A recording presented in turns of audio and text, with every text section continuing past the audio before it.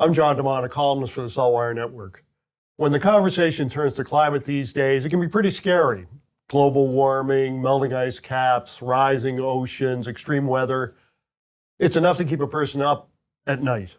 But they're good stories too. Governments around the world are agreeing to limit emissions, and alternative green energy is growing globally. And in the business world, clean tech is one of the hot sectors. And we're joined today by a Haligonian, Jennifer Wagner, who's one of the rising stars in clean tech. Thanks for joining us today, Jennifer. Nice to see you, John. Great. So I have to ask you, when you were going to Sir Charles Tupper School, when you should have been learning and listening to things about the Order of Good Cheer and Mark Lescarbo, were you daydreaming about climate and the environment? I would say I was, but I didn't know how to describe what it was that I wanted to do. I knew there was something out there for me where I could combine my passion for the environment and sort of creativity and business, but wasn't exactly sure how to pinpoint what that was. So it took me many years to figure that out, but I feel like I finally cracked the nut. You were a sciencey kid, were you? Definitely, Yeah, yes. Yeah, like that was your main sort of preoccupation, or? I wouldn't say I was at home like making science experiments on my free time, but I was always curious about how things worked and was always asking questions. And everybody has sort of a moment that, you know, an epiphany that kind of puts them on their path or for their career, for their life. Did you have one of those? I'd say there's a few. When I look back at sort of the last, couple of decades, it wasn't necessarily a straight line. There was a couple of Seldom is. ups and downs and pivots and turns. And I wouldn't have done anything differently, if that's what you're asking. But there was moments, in my childhood where certain teachers at QEH who would pique my interest about, well, maybe chemistry actually is kind of cool. And then, professors in university who would actually give you some constructive feedback, and maybe it's the hard stuff that you maybe don't want to hear, but you need to hear, and kind of push you to your limit. And then in the business world, just not taking no for an answer. Right. And you started out, your training originally was in chemistry. That's right. Yeah. But it switched. You changed, went on a different track at a certain point. The entrepreneurial thing was always there, was it? I think so, yeah. I mean, I'm not sure I woke up one morning and said, I want to be an entrepreneur. It was just kind of, just because something doesn't exist, that never really fazed me. I was like, well, maybe I can create that, or maybe I can take something and kind of make a couple of changes and sort of mold it into what I wanted it to be. And I think that's when I think about how I've sort of built my career. There wasn't necessarily a job that was exactly what I wanted, handed to me on a silver platter. I was kind of like, well, maybe there's something else out there. Always asking questions and sort of finding the right fit for me at that particular time. And very grateful for the different opportunities I've had along the way. Mentors? Absolutely. Yeah. Yes. Tell us about a few of those. Yeah. So I think I've had many mentors, and even to this day, there's people who I call for different reasons at different times. Right. Folks like Annette Verschuren, who I absolutely adore. Yeah, she's amazing. And she is at the point of her career where she's willing to give back and coach folks like myself. So really, really grateful for her experiences. But I'm also starting to mentor some of the next generation, which is really lovely. And definitely I'm getting as much out of those relationships as they are. So it's been really fun to give back and also learn from the next generation of folks. So when you came out of university, and we were just talking about this, it was Dow, McGill, Dow? McGill, Dow. McGill, Dow. Yeah. First job, what was that first job? So this is kind of an interesting story. Yeah. So my background's in chemistry. I was doing my chemistry degree at McGill. Didn't know what I wanted to do, so I said, I'll just do a master's, because that's what you do when you don't know what you want to do. So moved back home to Halifax, did my master's in chemistry. Wasn't sure that I wanted to spend the rest of my life in the lab, but knew that I love science. And so I thought maybe getting an MBA with a focus on sustainability would sort of round out that which would be new skill set. Pretty new at that point. Right, and I remember looking at that point, there was only two universities in Canada that would allow you to do an MBA and sort of dabble in the sustainability side, and Dal was one of them. There was another on the West Coast. And I thought, well, why not go, stay at home, go to Dal, can carry on. So did my master's in business administration. And I remember it was the first week of my program where I was sort of asking the professors, okay, well, I'm a scientist. I want to combine science and business and sustainability. What kind of jobs are out there for me? And they're like, there aren't really any. There are actually none. You can pick two of those, but you can't have all three. And I just didn't like that answer. Didn't like hearing that. Didn't like hearing that. And I was like, I don't believe that's true. So I probably had informational interviews, like coffees, with about 100 people. And sort of the 100th person was Rob Niven, who was the founder of Carbon Cure. And at the time, he was running a different business called Carbon Sense Solutions, focused on carbon management for heavy emitters.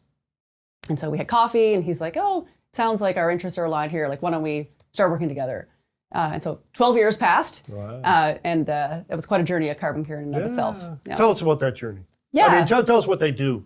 Sure. I think I understand what they do, but maybe you can. So Carbon Cure, what they're all about is taking waste CO2 emissions and actually repurposing it into concrete. And so they can take CO2 from anywhere, put it in concrete, and actually it solidifies into the concrete and also enhances the properties of the material as well.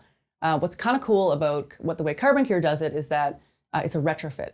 So it takes about a day to install. So they're now, and I think they just hit 700 concrete plants around the world are using Carbon Cure's technology. They're based here. Based here in Nova Scotia. A great success story.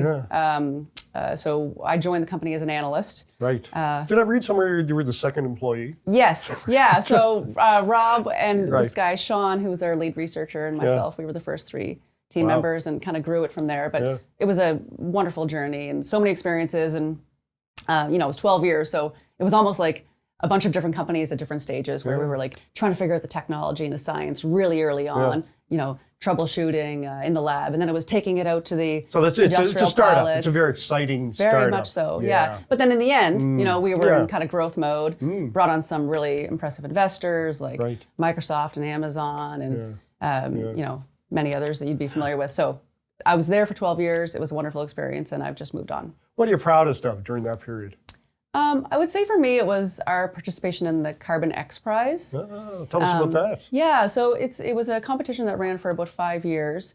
And the X Prize Foundation does these prize-based competitions where they essentially put a pot of money there, and they're out there and they're like, go solve a problem. So they have all kinds of different challenges. The one that we participated in was called the Carbon X Prize. And it was a $20 million competition to convert carbon emissions into products. Wow. And so we were, of course, converting carbon emissions into concrete. And so we actually ended up winning the competition. That's great. And that was a really proud moment. It was just a wonderful experience and sort of showed that you can take this like really complicated problem and tackle it from like really creative ways. So it was really, really, really powerful. Yeah. And you were you were the president. That's right. Carbon Cure in the end, which is rare for women in clean tech. Why is that? I don't know if I know the reason why. I think when I started with Carbon Cure, it was pretty unusual for me to, walk into a room and see a lot of women executives in the room. I was often sort of that the only female on a panel, for instance. Right. But I was always open to those opportunities and felt a bit of a responsibility to show other women who are earlier in their careers that like it is possible to achieve your goals. And I think the stats have improved slightly over the last decade or so, but there's quite where you'd want them. No, there's still room for improvement, and I know there's a lot of organizations who are doing fabulous work. There's a lot of like venture capital, for instance, available specifically for female founders in climate now. So I think the world's awakening to the opportunities that lie ahead. Wonderful. When you left, which is just earlier this year, what was your thinking there, or why didn't you just stay? Or so for me, I mean. I've been there for 12 years. It was a wonderful experience. We'd done so many wonderful things. And we'd kind of reached the point where like they didn't really need me anymore. Right. I'd actually just come back from a parental leave and I'd set things up so well to operate without me that I'd almost in a way like worked myself out of a job. And so I came back and I was like, you know what? Like they're doing great. Like they don't need me here.